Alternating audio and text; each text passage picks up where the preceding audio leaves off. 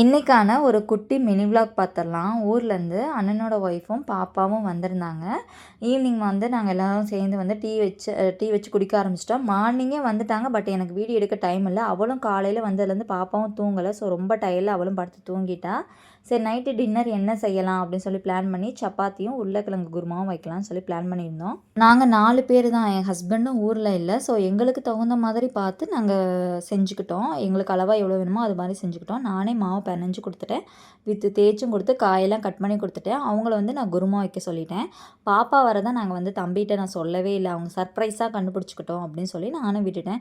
பார்த்தா நாங்கள் கொஞ்சம் வெளி வேலையாக மார்னிங் போயிட்டோம். வந்து பார்க்குறப்ப அவங்களே கண்டுபிடிச்சிட்டாங்க.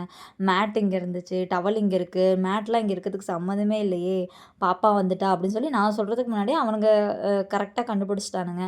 கண்டுபிடிச்சிட்டு ஒரே குஷியாக ஜாலியாக ஹாப்பியாக விளாண்டுட்டு இருந்தாங்க. எங்கள் கிச்சன் வந்து ஒரு ஃபுல்லாக க்ளோஸ்டு இருக்குது, ஜன்னலே இல்லைங்கிறனால அவங்களால சுத்தமாக வச்சு குருமா வந்து வைக்கவே முடியல. ரொம்ப வேர்க்க ஆரம்பிச்சிருச்சு. உங்களுக்கு வீடியோ பிடிச்சிருந்தா லைக் பண்ணிக்கோங்க, சப்ஸ்கிரைப் பண்ணிக்கோங்க. நாளைக்கான வீடியோவில் வந்து நம்ம